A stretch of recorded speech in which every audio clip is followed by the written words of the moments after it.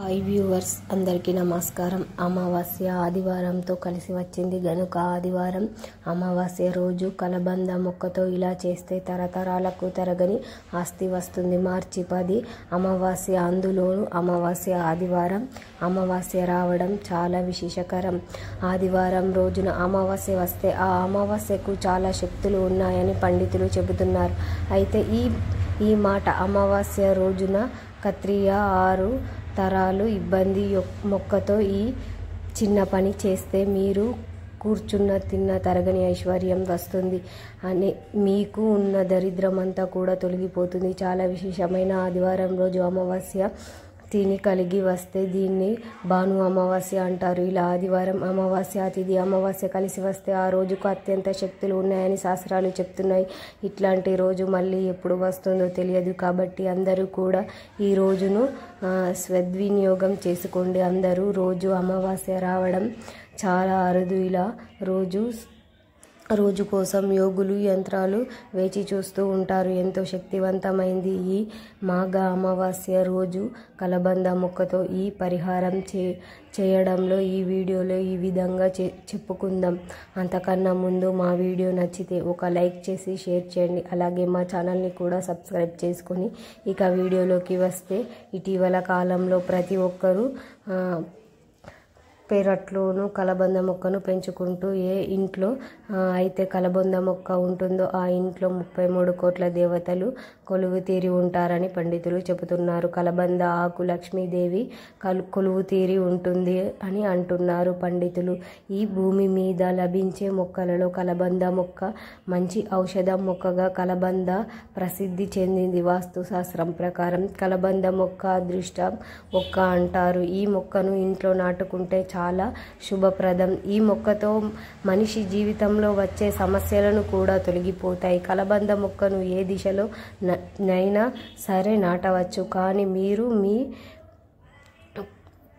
ప్రతి సాధించాలంటే ఈ పచ్చని దిశలో నాటడం శుభప్రదం.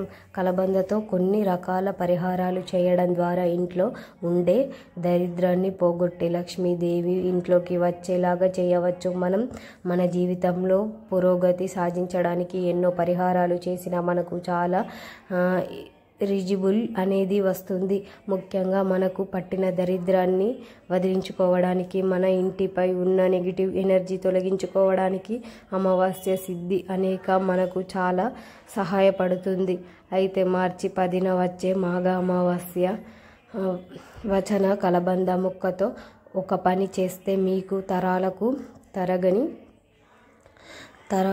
ఐశ్వర్యం వచ్చి పడుతుంది. మాకు అమావాస్య రోజు ఉదయాన్నే తలస్నానం చేసి లక్ష్మీనారాయణ లేదా పార్వతీ పరమేశ్వరులను పూజించి మీ ఇంట్లో ఉండే కలబంద మొక్క దగ్గరకు వెళ్ళి ఆ మొక్క నుంచి ఒక ఆకును తీసుకోండి. దానికి శుభ్రంగా పసుపుతో కడిగి ఒక వెల్ప్లో పెట్టి మీ పూజ గదిలో పెట్టండి. తర్వాత దానికి పసుపు రాసి కుంకుమ బొట్లు పెట్టండి. 5 లవంగాలను కలబందకు గుచ్చండి. ఇలా కలబందకు వరుసగా ఈ విధంగా గుచ్చండి. ఇలా లవంగాలు గుచ్చడం వల్ల మీ యొక్క ఆర్థిక పరిస్థితి మెరుగుపడుతుంది. లవంగాలు దృష్ట శక్తులకు గ్రహిస్తాయి. వాటి యొక్క చెడు ప్రభావం మీ ఇంటిపై పడకుండా లవంగాలు చూసుకుంటూ ఉంటాయి. లవంగాలు కలబంద గుచ్చిన తర్వాత దానిని సూదికి గుచ్చి దారంతో దూరంగా కట్టి ఇంటికి లేదా గుమ్మాని పై భాగాన కట్టి, ఇలా కట్టే ముందు మీ సంకల్పాన్ని, మీ ఇష్టదైవాన్ని కోరుకోండి. మీ ఇంట్లో ఉన్న సమస్యలు, మీకు ఉన్న వృద్ధ వ్యాపార ఉద్యోగాలు మరియు చదువుల్లో ఎదుర్కొనే సమస్యలు మెప్పుకోవాలని ధూపం వేయాలి. కట్టిన తర్వాతనే ధూపం వేయాలి. ఇలా కలబంద మరియు లవంగాలు కట్టిన గుమ్మానికి మీ ఇంట్లో ఉన్న నెగిటివ్ ఎనర్జీ అంతా బయటకు వెళ్ళిపోతుంది. అమావాస్య రోజు కలబంద మరియు లవంగాలు ఈ చిన్న పని చేస్తే మీకు తరాలకు తరగని ఆస్తి వస్తుంది. మళ్ళీ వచ్చే అమావాస్య వరకు దీనిని ఇలా గుమ్మానికే ఉంచండి. ఆకు కలబంద ప్రతిరోజు ధూపం చూపించాలి. ఇలా నెక్స్ట్ వచ్చే అమావాస్య వరకు ఈ కలబంద తీసి ఇంటి దిష్టి తీసి ఎవరు తగని ప్రవేశంలో లేదా పారే నీటిలో పడేయండి. ఇలా చేసిన తర్వాత వచ్చే కాళ్ళు చేతులు కడుక్కోండి. మళ్ళీ ఇలా కలబంద ఆకు తీసుకొని పరిహారం చేయండి. ఇలా కలబంద మరియు లవంగాలు మీ ఇంటి గుమ్మానికి ఉన్నాయి. కొన్ని రోజులు ఇంటిపై ఎట్లాంటి నెగిటివ్ ఎనర్జీ ప్రభావం ఉండదు. ఇతరుల ఏడుపు కూడా మీపై కానీ మీ కుటుంబంపై సమస్యలపై కానీ ఎలాంటి ప్రభావం చూపవు. ఇట్లాంటి బ్యాక్ ఎనర్జీ మీపై ప్రభావం అస్సలు వస్తాయని మంచి జీవితాన్ని పొందుతారు.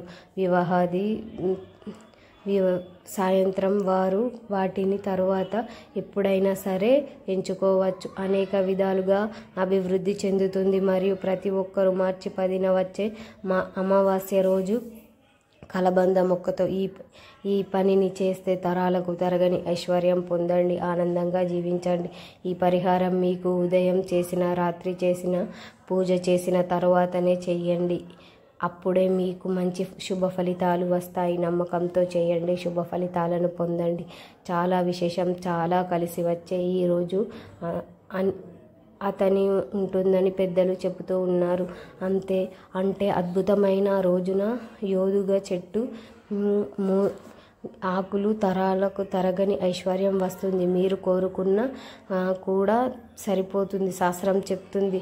మోదుగ చెట్టు ఎక్కువ గ్రామాలలో కనిపిస్తుంది, ఖాళీ ప్రదేశంలో పెరుగుతూ ఉంటుంది. పట్టణాలలో కూడా అక్కడక్కడ ఉంటుంది. ఈ చెట్టు కనిపిస్తే ఈ మోదుగ చెట్టు అంటే సూర్యుడికి చాలా ప్రీతి. మోదుగ చెట్టుకు ఎర్రటి పూలు పూస్తూ ఉంటాయి. ఆ పూలను అగ్ని పూలు పిలుస్తూ ఉంటారు. ఆయుర్వేద పరంగా ఈ పూలు ఉంటాయి. ఆకులు, నువ్వులు చాలా ప్రాముఖ్యత ఉంటుంది. ఇంటి చెట్టు ఆకులకు పువ్వులు, కాడలు ఈ విధంగా పూలను వినియోగిస్తారు. యాగాలు, హోమాలలో ఎండిపోయినవి ఈ కొమ్మలను కాలుస్తూ ఉంటారు. ఇలా కాల్చడం ద్వారా వచ్చే పొగతో చెడిపోయిన శాస్త్రం చెబుతుంది. శివుని ఆలయాలలో మొదట్లో ఆవిర్భవిస్తారు. మోదుగ చెట్టు ఆకులతో విస్తాకులను చేస్తారు. మోదుగ ఆకులతో పువ్వులతో పూజ చేస్తూ ఉంటారు. అంతేకాదు ఈ మొదటి చెట్టుకు ఆయుర్వేద శక్తులు ఉంటాయి. ఆదివారం అమావాస్య కలిసి వచ్చిన రోజు ఈ చెట్టు విపరీతంగా యాక్టివ్ అవుతుంది. కనుక ఆదివారం అమావాస్య కలిసి వచ్చిన రోజున మీకు దగ్గర మోదుగు చెట్టు ఎక్కడ ఉంటే అక్కడకు వెళ్ళి ఆ చెట్టును జస్ట్ తాకండి. మీకు ఉన్న కష్టాలు, సమస్యలు పోయి అష్టైశ్వర్యాలు సిద్ధిస్తాయని శాస్త్రం చెబుతుంది. మీకు ఈ అమావాస్య రోజు ఎక్కువ మోదుగు చెట్టు కనిపిస్తే ఆ చెట్టుకు కొన్ని నీళ్లు పోసి తర్వాత చెట్టుకు నమస్కారం చేసుకొని 11 సార్లు చెట్టును తాకండి. ఇలా తాగినప్పుడే మీకు ఉన్న కోరికలు చెప్పుకోండి తీరిపోతాయి. ఇలా చేసిన తర్వాత ఆ చెట్టు దగ్గర ఉంటే ఆ చెట్టు కింద కాసేపు కూర్చొని ఇంటికి వెళ్ళిపోండి. ఈ పాజిటివ్ అంతా కూడా చేయాలి. ఇలా కనీసం మోదుగు చెట్టు 11 సార్లు టచ్ చేసి కాసేపు కూర్చొని ఉన్న చాలు. కష్టాలు, బాధలు తీరిపోతాయి. తరాలకు తరగని ఐశ్వర్యం వస్తుంది. కాబట్టి ఆదివారం అమావాస్య కలిసి వచ్చిన రోజున అందరూ కూడా ఈ చెట్టును తాకితే కోరికలు నెరవేరుతాయి, శుభ ఫలితాలు పొందుతారు, సంతోషంగా జీవిస్తారు.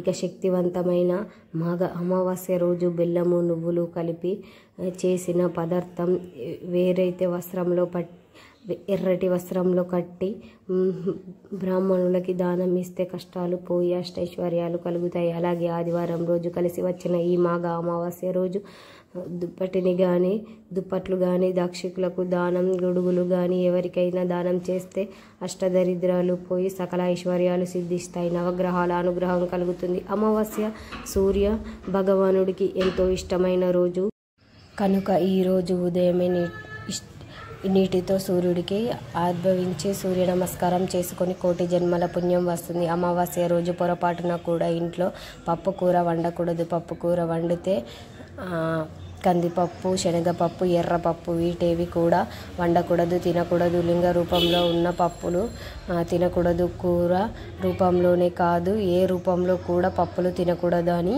ఈరోజు పప్పు తింటే వ్యాధులు వస్తాయి. అలాగే ఈ అమావాస్య ఆదివారంతో కలిసి వచ్చింది గనక ఈరోజు మాంసాన్ని కూడా తినకూడదు. చేపలు, మాంసం, రొయ్యలు ఇట్లాంటివి ఏమి కూడా తినకూడదు. సాధారణంగా అందరూ ఆదివారం రోజే నాన్ వెజ్ తింటూ ఉంటారు. కానీ ఈ ఆదివారం రోజు మాత్రం నాన్ వెజ్కి దూరంగా ఉండండి. రోజు నాన్ వెజ్ తింటే 7 జన్మల దరిద్రం పడుతుంది అని శాస్త్రాలు చెబుతున్నాయి. ఈ రోజుల్లో అందరూ నాన్ వెజ్ తింటున్నారు, కానీ ఆదివారం రోజు నాన్ వెజ్ మాత్రం అస్సలు తినకూడదు. నాకు అర్థమయ్యింది. నీకు ఇలా ఎందుకు జరుగుతుంది అంటే, అనేక మాఘ అమావాస్యల రోజు ఎవరు పప్పులు మరియు అమావాస్య మాంసాకూరలు తినవద్దు. ఆడవారు రోజు ఈ కూరలు వండవద్దు అని. ఈ రోజు ఈ కూరలు తింటే గండాలు తప్పవు. ఇంటికి అస్సలు మంచిది కాదు. ఇంట్లో ఎన్ని ఇబ్బందులు ఎదురయ్యే కష్టాలు వస్తాయి. ఇంట్లో పైసా కూడా మిగలదు. కాబట్టి అందరూ కూడా ఈరోజు ఈ కూరలను వండకూడదు, తినకూడదు. జాగ్రత్తగా ఉండండి. ఈ అమావాస్య రోజు ఇలా పాటించి ఈ వీడియోలో చెప్పుకున్న విధంగా చూసి మీరందరూ శుభ ఫలితాలను పొందండి. మా వీడియో నచ్చినట్లయితే లైక్ చేసి అలాగే షేర్ చేయండి. మా ఛానల్ని సబ్స్క్రైబ్ చేసుకోండి. మీ అందరికీ ధన్యవాదములు.